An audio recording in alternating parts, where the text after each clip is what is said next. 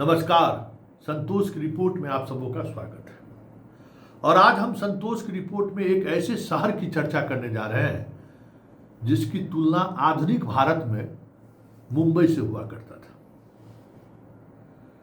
मध्यकालीन भारत में उत्तर भारत का सबसे बड़ा इकोनॉमिक गतिविधियों का केंद्र के रूप में जाना जाता था।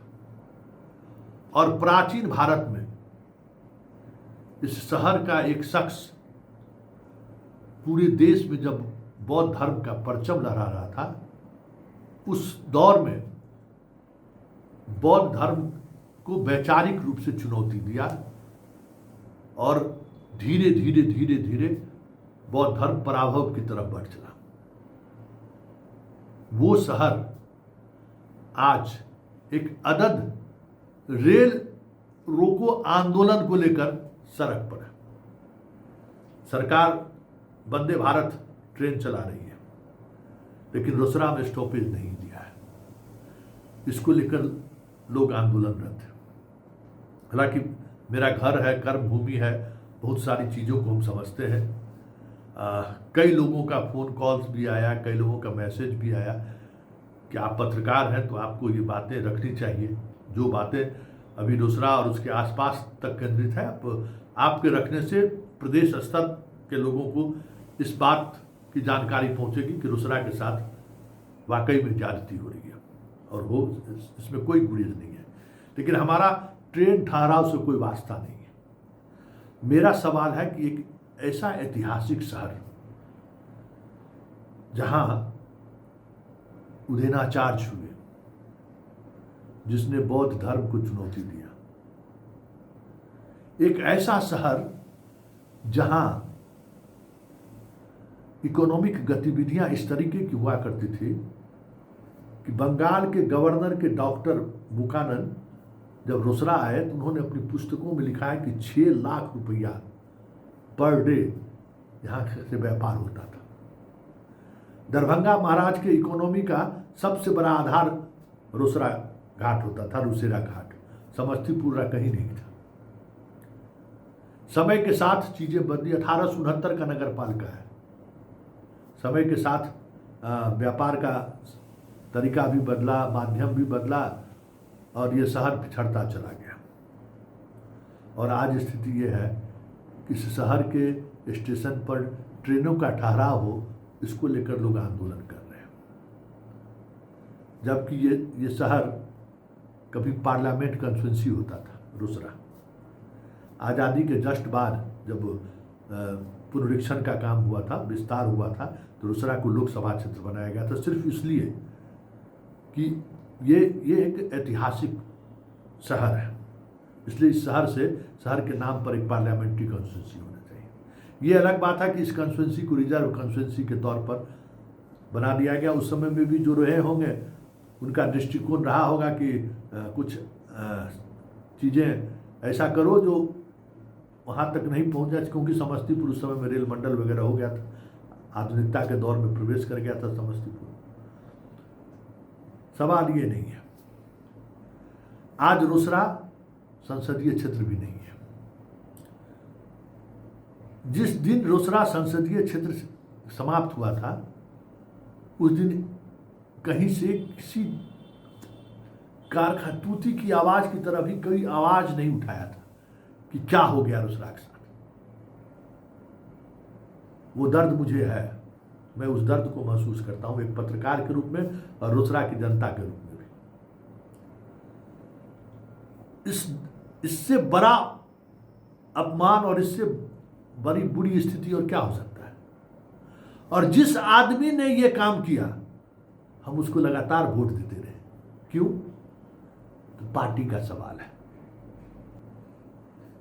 91 में जब रामविलास पासवान को लालू यादव से ये खतरा हो गया कि हमें हाजीपुर से चुनाव वो हरा देंगे, तो रोसड़ा गए थे वो चुनाव लड़ने के लिए।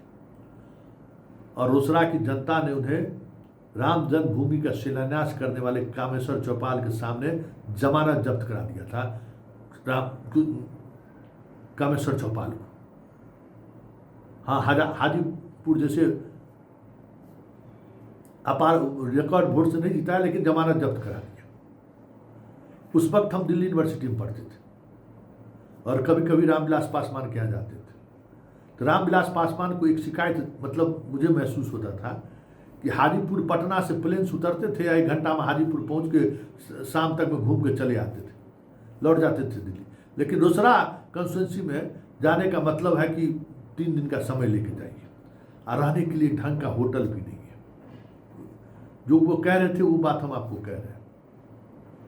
और उसी समय उस रामविलास पासवान के दिमाग में हमें लगता है कि चल रहा था कि रोसड़ा को पार्लियामेंट्री कंस्टिट्यूंसी खत्म, क्योंकि हमारा विरासत को रोसड़ा के लोग चुनाव जिता ही देंगे, रामचंद्र को हम लोग जिताए ही हैं।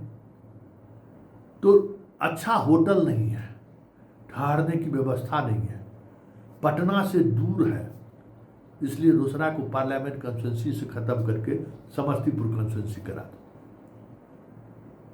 ये उस सांसद का तर्क था जिसको हम लोगों ने तब हथेली पर लिया जब उनके पार्टी के बड़े नेता उनको चुनाव हराना चाहते थे। और उसने जब इस तरीके का व्यवहार रोसड़ा के लोगों से किया तो किसी ने, मुझे नहीं याद है कि किसी ने उसको काला झंडा भी दिखाया होगा, किसी ने उसको विरोध स्वरूप सड़क उतर कर प्रतिवाद भी किया होगा, चीजें खत्म हो गई। आज उसी के पार्टी का सांसद है संभव चौधरी, सबसे ज्यादा वोट से लीड कराने वाले हम ही लोग हैं, रोसड़ा की ही जनता है, जबरदस्त सपोर्ट की है। और आज हम ट्रेन ठहराव को लेकर भी उन्हीं से मांग कर रहे हैं। उसने एक ट्रेन के ठहराव का अनुमति भी दिलाई है, जिसको लेकर आंदोलन हुआ था। रोसड़ा 2000 में जिला बनने वाला था, तारीख हमको ये साल याद नहीं है, और हम रोसड़ा वाले ही जिला न बने इसके लिए हाईकोर्ट में रिट याचिका दायर करते। रोसड़ा नगर पालिका 1869 में था, नगर पंचायत से लेकर अभी हाल ही में नगर परिषद बना है।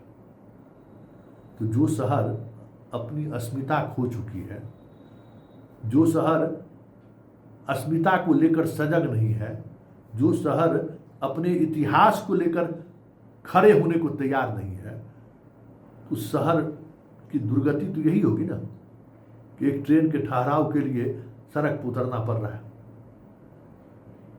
देश के इतिहासकारों को, देश के समाजशास्त्रियों को, अरे आरसी प्रसाद तुम्हारे ही यहाँ का है ना जी, क्या नहीं है, क्या नहीं दिया है बिहार को रोसड़ा। आरएसएस जब इस देश में आया तो उसका एक केंद्र रोसड़ा भी था। आरएसएस वाले भूल गए क्या? नागपुर में जाइए तो रोसड़ा को, नागपुर में जाइए रोसड़ा क्या है सो आपको समझ में आ जाएगा। आपने उस केंद्र को भी खत्म कर दिया। अरे वही आरएसएस का केंद्र रहता था, कहाँ से कहाँ पहुँच गए। सियासत स्कूल खोल के दुकानदारी शुरू कर दी। संघ जो अभिमन्यु स्वयंसेवक शाखा था उसको तो बचा कर रखते, एक आरएसएस का एक बड़ा बिल्डिंग बना कर रखते कि जो नागपुर से या देश के अलग अलग हिस्सों से जो संघ के लोग आ रहे थे, प्रचारक लोग, वो रहते। देखो हमारे मुहरा पर जो है, दूसरा में जो जगह है, डॉक्टर साहब थे हेमोपैथिक, उन्हीं के मकान बिल्डिंग के ऊपर मुहरा चौक पर छोटे सा कमरा में संघ का दफ्तर चलता था, वो भी नहीं कर पाए। इतना बड़ा कबीर विरासत छोड़ गए हैं रोसड़ा को, लेकिन उस विरासत से रोसड़ा के लोगों को कोई मतलब नहीं है। खगड़िया से आकर जो है वहाँ उस विरासत को संभाल रहा है। हम उस विरासत का कैसे इस्तेमाल करें, इस पर तो वोट मिलेगा नहीं। ठीक है, इस तरीके के आंदोलन से आपको 1-2 और ट्रेन का ठहराव मिल जाए, लेकिन रोसड़ा ने जो खोया है, जब तक वो नहीं प्राप्त होगा तब तो रोसड़ा के होने या नहीं होने का कोई मतलब नहीं है। एक शहर कैसे खत्म होता है, और इस देश में एक ऐसा ऐतिहासिक शहर कैसे बर्बाद हुआ है, अगर उसको देखना और समझना हो तो रोसड़ा आ जाइए, समझ में आ जाएगा कि क्या हुआ है, कैसे बर्बाद हुआ है। चलिए, इस आंदोलन को मेरी शुभकामना। लेकिन हमारी लड़ाई सिर्फ इस ट्रेन रोको से नहीं है, हमारी लड़ाई रोसड़ा के उस धरोहर को बचाए रखने की है, जिस धरोहर के सहारे रोसड़ा को फिर से देश और दुनिया के सामने स्थापित किया जा सकता है। कमंडल कोई मतलब नहीं रहा, पूरे देश के साधु रोसड़ा आते थे। आज शायद एक दुकान बची हुई है, एक कारीगर बचा हुआ है जो कमंडल बना देते हैं।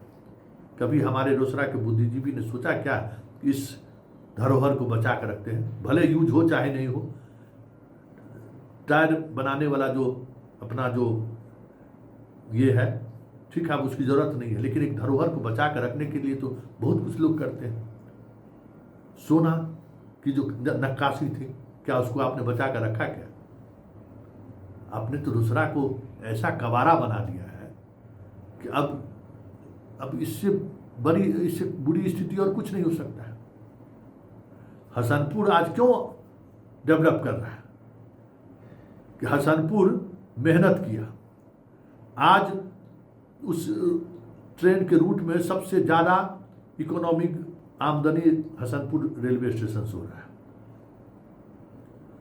तो वहाँ ट्रेनें रुक रही हैं, रेवेन्यू दे रहा है।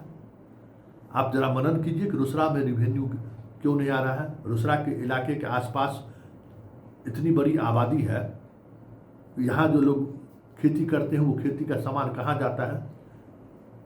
क्या हम उस खेती को रेगुलेट नहीं कर सकते हैं? कभी किसी ने सोचा है क्या? जसकरण मालू जी का घी खत्म हो गया, जो पहचान था, मतलब पूरे कलकत्ता में अगर हम लोग देखते थे कि रोसड़ा स्टेशन पर ट्रेनें रुकती थी जसकरण मालू जी का घी लादने के लिए, वो भी खत्म हो गया। क्यों खत्म हो गया? क्योंकि अर्थ का युग है ना।